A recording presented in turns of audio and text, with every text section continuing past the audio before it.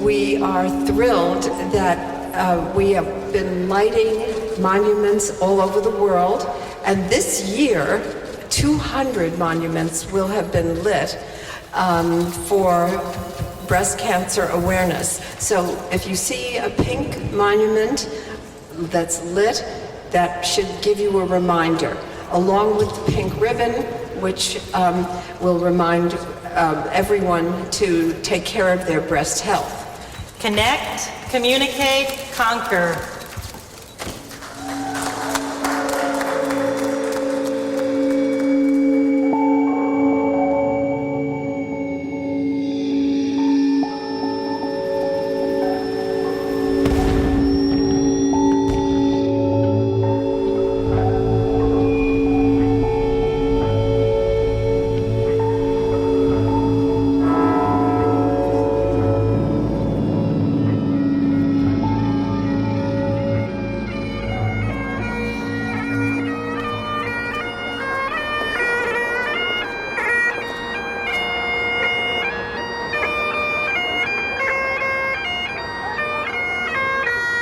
Good evening, everyone. Welcome, and thank you all for joining us. It's great to be here tonight. It's our wonderful way to highlight Breast Cancer Awareness Month. Our message is simple. Be vigilant and get regular mammograms. It can save your life. Tell your mothers, tell your sisters, tell your daughters. Connect, communicate, and conquer. 5, 4, 3, 2, 1, 0.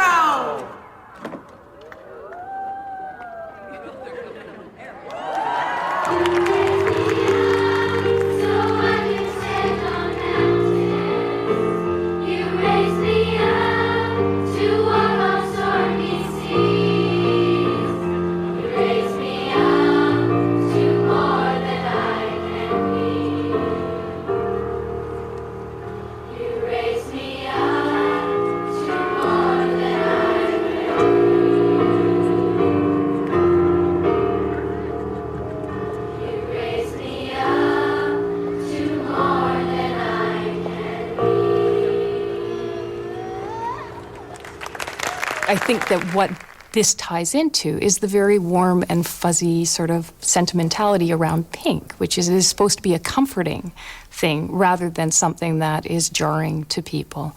My question would be, what does raising or lighting up Niagara Falls for 24 hours in pink really do to affect change? It's a great thing that women are more aware, but awareness is different from doing something about it. So behavioral change, you could be aware of your risk. I'm sure everyone has heard that women can get breast cancer, but does every woman think they are likely to get breast cancer? No. Everyone always thinks, oh, it's the other woman that's going to get breast cancer, not me. There are many people to this day who believe that if they get a mammogram, they won't get breast cancer. They end up with breast cancer. They say, but I got my mammograms. How can I have breast cancer? That's because we gave them the wrong message. It's the wrong message. It's that simple. So then it became early detection is your best protection against what? Early detection, put simply, works for some. You find some cancers early enough, they're treatable, they get those treatments, they live a long life. For some people, early detection just means we're finding something that will never be life-threatening, and we treat them anyway, and they get sick from the treatment. And for some people, early detection means you have a kind of cancer that's so aggressive that our currently available treatments cannot help you. It doesn't matter when we find it. That's not hard to understand, but people don't like that message. Everybody wants to think they're in the first group.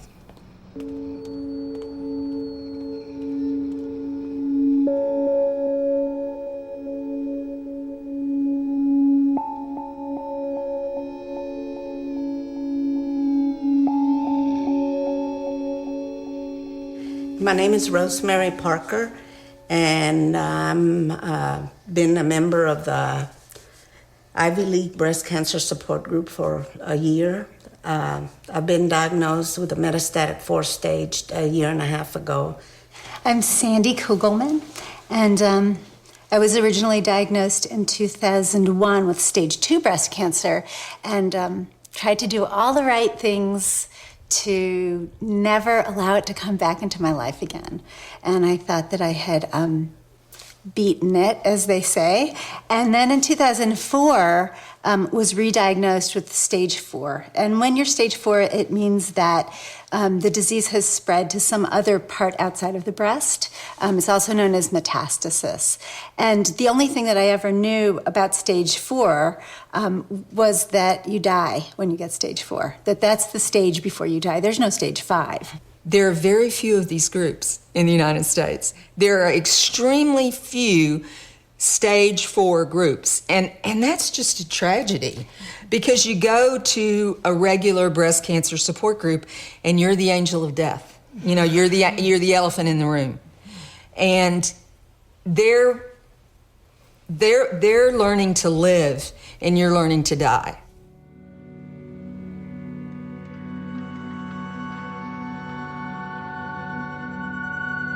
It is my true honor to introduce you to the amazing breast cancer survivors of the Avon Walk for Breast Cancer San Francisco.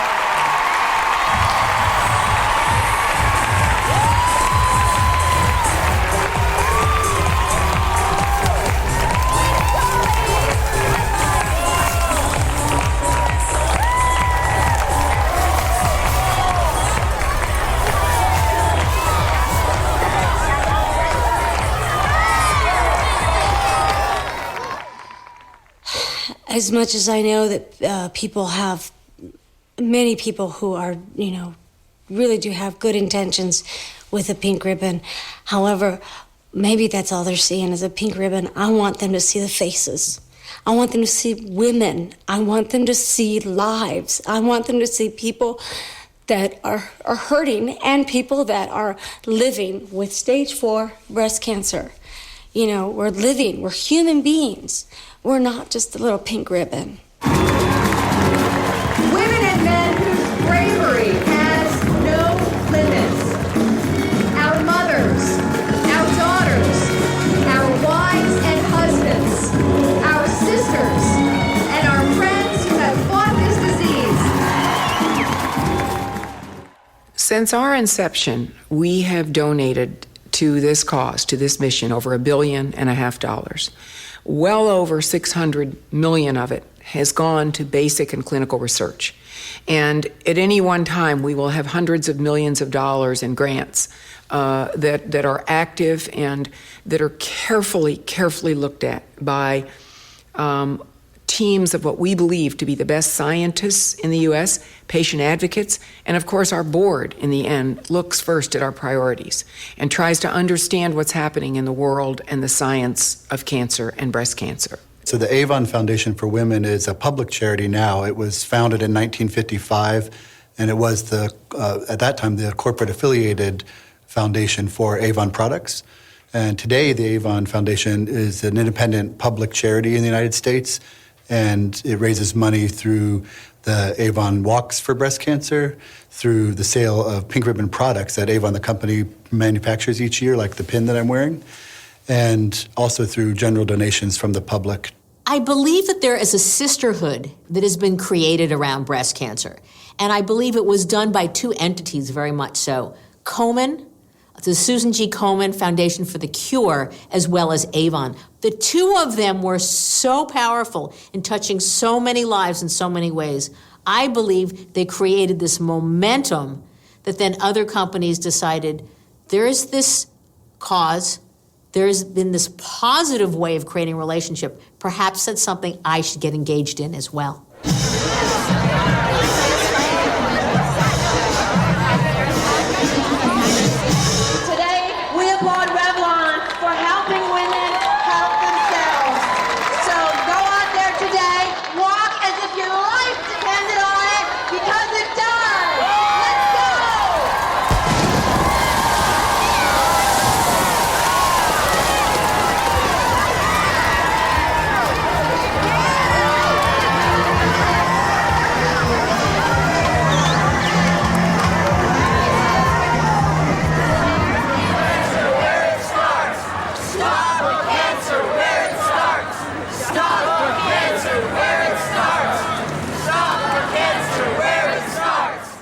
we had a little coalition called the Toxic Links Coalition in the Bay Area, of which I was a founding member. And one of the things we used to do every single October was to hold what we called a cancer industry tour, in which we visited the headquarters of some of the worst polluters in the downtown financial district. We have never, in all of their years, taken a stand on any environmental issue, despite the overwhelming evidence that cancer and a whole host of other diseases is caused by environmental pollution. Hey, polluters, don't you know? Poison profits got to go. In response to the question that people often ask is, are we putting a pretty pink face on this? Absolutely, categorically not.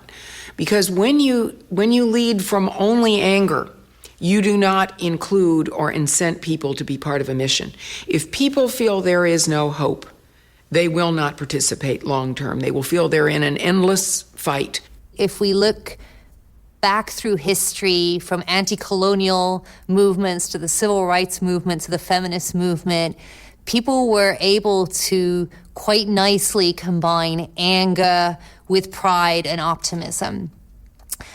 What has happened with the mainstream breast cancer organizations is that they have tied themselves so closely to corporations that they have to sell the disease in a particular way. And they feel that if they don't do that, that they'll alienate customers or their potential audience. It'll be $21.44.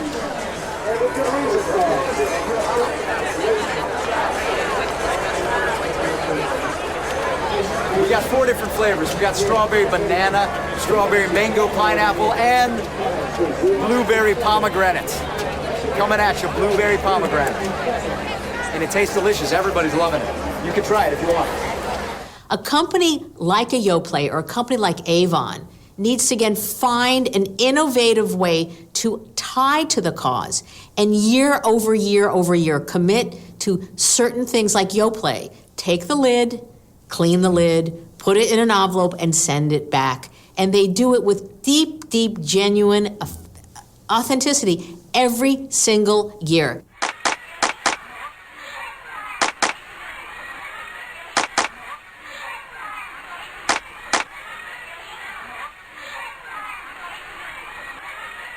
So you take the top off the Yoplait container, you clean it off, presumably, you put it in an envelope, you put a stamp, now 45 cents in the US, and you send it to the company. And for every top you send in, they give 10 cents.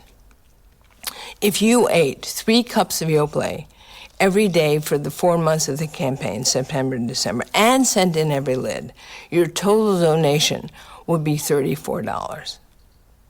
Really, write a check.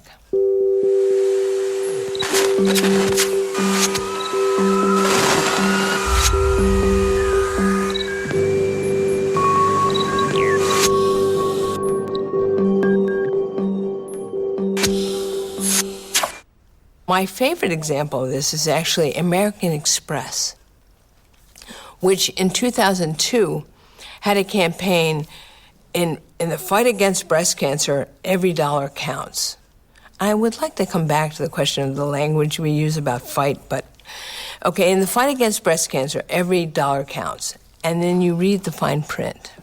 And the fine print says, for every purchase made between September and December at participating stores with your American Express card, the company would give 1 penny per purchase. If you bought a $1,000 coat, a penny. If you bought a $10 item, a penny. So while every dollar counts, it was only a penny they were giving. You know, some things are like bacteria that exposed to sunlight disappear. So we exposed that campaign in 2002 and they stopped it.